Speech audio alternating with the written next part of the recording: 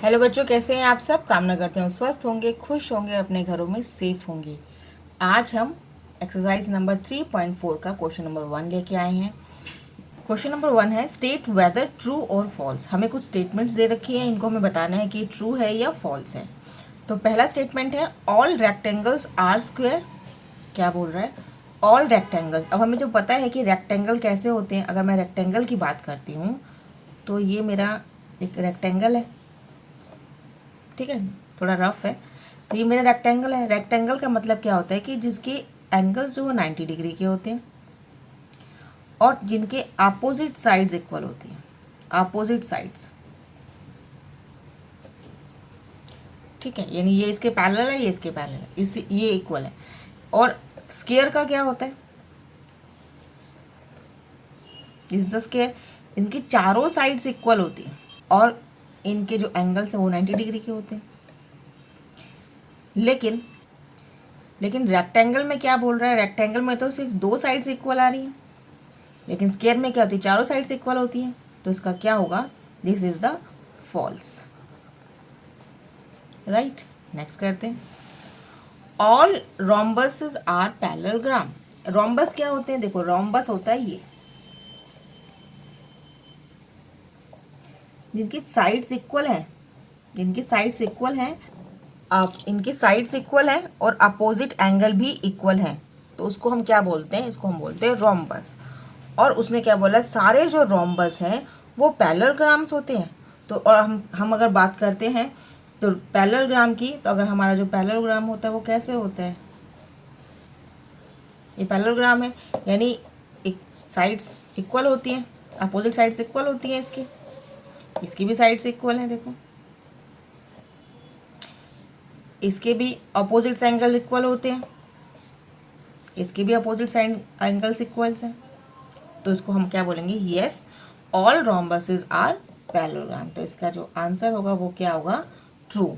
और ट्रू में हम इसमें हम लिखेंगे, नीचे क्वेश्चन में लिख भी सकते हैं इसकी कि opposite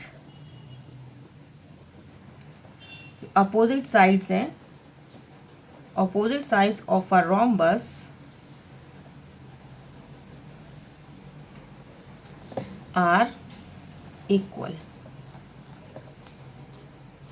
opposite sides of rhombus are equal, और same as it is parallelogram की भी इक्वल अपोजिट साइड्स इक्वल्स होती हैं।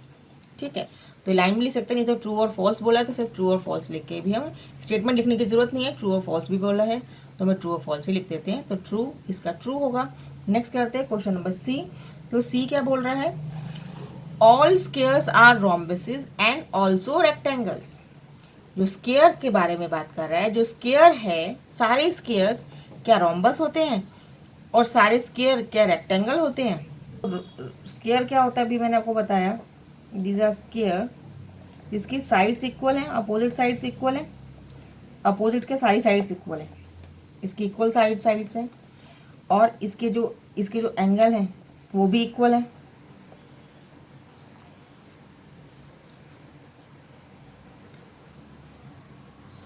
ठीक है, 90 डिग्री के एंगल्स होते हैं इनके एंगल्स, ये बिल्कुल ठीक है। तो अब रोम्बस होता है, रोम्बस भी बिल्कुल इक्वल होता है, उसकी सारी साइड्स इक्वल होती हैं, उसके अपोजिट एंगल्स भी इक्वल्स होते हैं। राइट, अब चलते हैं हम रेक्टेंगल की तरफ। तो रेक्टेंगल में देखो हमें क्या होता है, रेक्टेंगल में सारी साइड्स तो इक्वल नहीं होती हैं। These are and this are, यानी ये दो साइड्स और ये दो साइड्स राइट पैरेलल्स होती हैं, या इक्वल भी बोल सकते हैं। और ये 90 डिग्री के एंगल्स होते हैं, each angle is 90 degree angle. तो हम ये बोल सकते हैं कि स्क्वायर की जो प्रॉपर्टी जो इसमें है, रोम्बस में भी है और रेक्टेंगल में भी है। तो ऑल स्क्वायर्स आर रोम्बस भी हो सकते हैं और रेक्टेंगल्स भी हो सकते हैं, बट रेक्टेंगल स्क्वायर नहीं हो सकता। राइट, तो इसको हम लिखते हैं ट्रू। ठीक है, नेक्स्ट करते हैं। All squares are not a parallelogram. Question क्या बोल रहा है? All squares are not a parallelogram. तो स्क्वायर, तो देखो स्क्वायर, अभी फिर मैं एक फिगर फिर बना लेती हूँ स्क्वायर की। ये सॉरी, ये स्क्वायर है मेरा, स्क्वायर की सारी साइड्स इक्वल होती हैं, सारे एंगल्स इक्वल होते हैं, यानी 90 डिग्री के होते हैं, परपेंडिकुलर होते हैं, राइट एंगल होते हैं। और अगर मैं पैरेललोग्राम की बात करती हूँ तो पैरेललोग्राम में क्या होता है, दीज पैरेलल साइड्स इक्वल होती हैं, इनकी पैरेलल साइड्स इक्वल होती हैं, अपोजिट एंगल्स इक्वल्स होते हैं, अपोजिट एंगल इक्वल्स होते हैं, इसमें भी इक्वल होते हैं। देखो 90 है 90 है 90 है 90 है, इसके सारे साइड्स इक्वल है, इसके ये दोनों साइड्स इक्वल है। यानी इसके अंदर एक प्रॉपर्टी इसके अंदर आ रही है कि इसके अंदर इसने बोला है कि भाई ये दोनों इक्वल है, पैरेलल हैं, इसके भी पैरेलल हैं, इसके यहाँ दो पैरेलल हैं, इसके भी यहाँ दो पैरेलल, कम से कम एक पैरेलल तो है। ठीक है, चाहे इसके या तो ये पैरेलल कर लो या तो ये पैरेलल कर लो, तो एक प्रॉपर्टी ये है। और इसके अपोजिट एंगल्स इक्वल हैं, इसमें भी अपोजिट एंगल्स इक्वल्स है, तो इसकी प्रॉपर्टी मिल रही है। तो हम क्या कहेंगे, all square is a parallelogram. मैं लिख देती हूँ इसका, यहाँ पे इसका जो आंसर होगा वो होगा फॉल्स। और ये लिखेंगे हम कि ऑल, मैं से आपको समझाने के लिए लिख रही हूँ, आपको लिखने की ज़रूरत नहीं क्योंकि आपके क्वेश्चन में नहीं लिखा हुआ कि स्टेटमेंट लिखनी है। तो ऑल स्क्वायर्स आर पैरेललोग्राम क्यों हो गया है, क्योंकि parallel, all squares are parallelogram. ठीक है, क्योंकि इसकी जो अपोजिट साइड्स हैं एंड अपोजिट एंगल्स हैं, opposite angles and sides are equal and parallel, parallel भी हैं और इक्वल भी हैं। Right, all kite are rhombus. तो क्या काइट, पहले हमें देखना होता है काइट क्या होता है। काइट क्या होता है, जिसके, देखो ये काइट है, यानी इसकी ये साइड और ये साइड इक्वल है, ये साइड और ये साइड इक्वल है, इसके ये एंगल और ये एंगल इक्वल है, ये एंगल और ये एंगल इक्वल है। आगे बात समझ में। और रोम्बस क्या होता है, रोम्बस के साइड्स इक्वल होती हैं, फोर साइड्स, ये भी ये opposite sides equals, opposite angles equals होते हैं। तो क्या बोल रहा है उसके अंदर कि जितनी भी काइट्स हैं,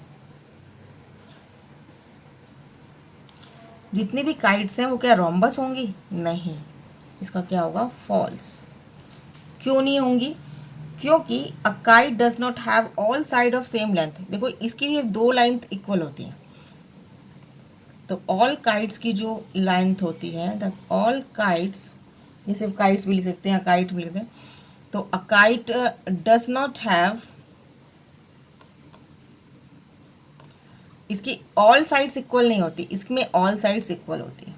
ठीक है, तो does not have all side of same length, all sides of same length. ठीक है, काइट की सिर्फ दो लेंथ सेम होती हैं आमने सामने की, देखो ये दो बड़ी छोटी हैं और नीचे बड़ी हैं, ये देखो ये सारी इक्वल्स हैं। ठीक है, नेक्स्ट करते हैं, ऑल रोम्बसेस आर काइट्स। देखो ये रोम्बस काइट हो सकता है क्या, तो हम क्या करेंगे, यस, ऑल रोम्बस काइट हो सकता है लेकिन ऑल काइट्स रोम्बस नहीं हो सकती, तो उसको हम क्या लिखेंगे, दिस इज द ट्रू। ये मैंने आपको भी बताया कि भाई इसकी सारी लेंथ्स इक्वल हैं, तो इसमें दो लेंथ्स तो इक्वल हैं। ठीक है, तो रोम्बस के अंदर हमारे पास सारी लेंथ इक्वल होती है, लेकिन काइट में सिर्फ दो लेंथ इक्वल होती है, ये या तो ये। ठीक है, तो इसके अंदर इस जो क्वेश्चन बोल रहा है, जो रोम्बस है उसकी एक प्रॉपर्टी जो काइट्स है, ऑल रोम्बस आर काइट्स, तो ये जो रोम्बस है क्या काइट हो सकती है, तो इसकी काइट की एक प्रॉपर्टी तो इसमें आ रही है, कौन सी, कि इसमें कोई भी दो लाइन साइड्स इक्वल है, तो इसकी सारी साइड्स इक्वल्स हैं, तो कोई भी दो साइड्स इक्वल्स होती हैं आमने सामने की, इसके आमने सामने की इक्वल है। ठीक है, और इसके opposite sides, in opposite angle equal है, इसमें भी इक्वल्स होते हैं। ठीक है, तो ऑल रोम्बस काइट्स हो सकती हैं लेकिन ऑल काइट्स रोम्बस नहीं हो सकती, तो इसका होगा is the true. Right, next करते हैं जी पे, ऑल पैरेललोग्राम्स आर ट्रेफिजियम। ट्रेफिजियम क्या होता है, देखो ट्रेफिजियम होता है जिसकी ये इसके इक्वल है, इसके पैरेलल है, सॉरी इक्वल कह रही हूँ, ये इसके पैरेलल है, यानी ट्रेफिजियम में कोई भी दो जो लाइन्स है आमने सामने की पैरेलल होती है। ठीक है, तो हमने ये दोनों पैरेलल है। और पैरेललोग्राम में भी दोनों यही होते हैं। तो पैरेललोग्राम में भी इसके और इसके साथ इक्वल होती है, ये इसके इक्वल होती है, पैरेलल होती है, यही होता है। तो हम क्या कहेंगे, हाँ all parallelograms are trapezium, this is a true, क्योंकि इसके अंदर एक पेयर तो पैरेलल का आ रहा है, तो उसके हमारा आंसर लिखेंगे दिस इज द ट्रू। क्योंकि देखो एक, चाहे हम इसकी पैरेलल कर लें, इसका एक पेयर तो पैरेलल आ रहा है ना, तो इसका एक पेयर पैरेलल आ रहा है, right. All square are trapezium, तो ऑल स्क्वायर्स आर ट्रेपीजियम, तो स्क्वायर क्या है, ये हम स्क्वायर रख लेते हैं। और ट्रेपीजियम क्या है, ये है, तो ट्रेपीजियम हमारा ये है। इसमें एक साइड हमारी पैरेलल होती है, इसमें भी पैरेलल है, तो हम क्या लिखेंगे, yes all squares are trapezium, true हो सकता है। क्यों, क्योंकि इसमें एक प्रॉपर्टी इसमें ट्रेपीजियम की हमारे पास आ रही है, ठीक है। तो ट्रेपीजियम में हमारे पास पैरेलल्स होते हैं, तो पैरेलल लाइन होती है हमारी, अपोजिट साइड पैरेलल होती है। स्क्वायर में भी अपोजिट साइड इक्वल आ रही है, देखो पैरेलल है, ये इसके पैरेलल है, इसके पैरेलल, मतलब इसमें सारी पैरेलल्स होती हैं स्क्वायर में तो, लेकिन लिखा है ऑल स्क्वायर, तो स्क्वायर में एक ट्रेपीजियम का ये हमारे पास पैरेलल साइड आ रही है, राइट बच्चों। क्वेश्चन नंबर सेकंड करते हैं। क्वेश्चन नंबर सेकंड है आइडेंटिफाई ऑल क्वाड्रेटर्स दैट हैव, सारे आइडेंटिफाई हमें करने हैं क्वाड्रेटर that's have 4 sides of equal length. 4 sides of equal length किस किस की होती है, देखो एक तो स्क्वायर की होती है, स्क्वायर की होती है ना, सारी साइड्स इक्वल होती हैं, 4 लेंथ्स आर इक्वल। और एक होती है रोम्बस की, एक किसकी होती है, रोम्बस की, देखो इसकी भी साइड्स इक्वल होती हैं, 4 साइड्स, राइट बच्चों। नेक्स्ट करते हैं, इसका बी पार्ट है 4 राइट एंगल्स, किसके अंदर होते हैं 4 राइट एंगल्स, फर्स्ट तो स्क्वायर ही होता है, स्क्वायर में सारी जो जितने भी चारों एंगल्स हैं वो क्या होते हैं, इक्वल होते हैं, ये 90 डिग्री होता है। राइट एंगल को क्या बोलते हैं, 90 degree angle, this is the right angle, ठीक है। तो ये भी 90 डिग्री है, ये भी 90 डिग्री है, ये भी 90 डिग्री है, ये भी 90 डिग्री है। तो एक तो स्क्वायर हो गया और एक हो गया मेरे पास रेक्टेंगल। रेक्टेंगल में भी जो सारे एंगल्स होते हैं, या 4 एंगल्स, वो 90 डिग्री के होते हैं,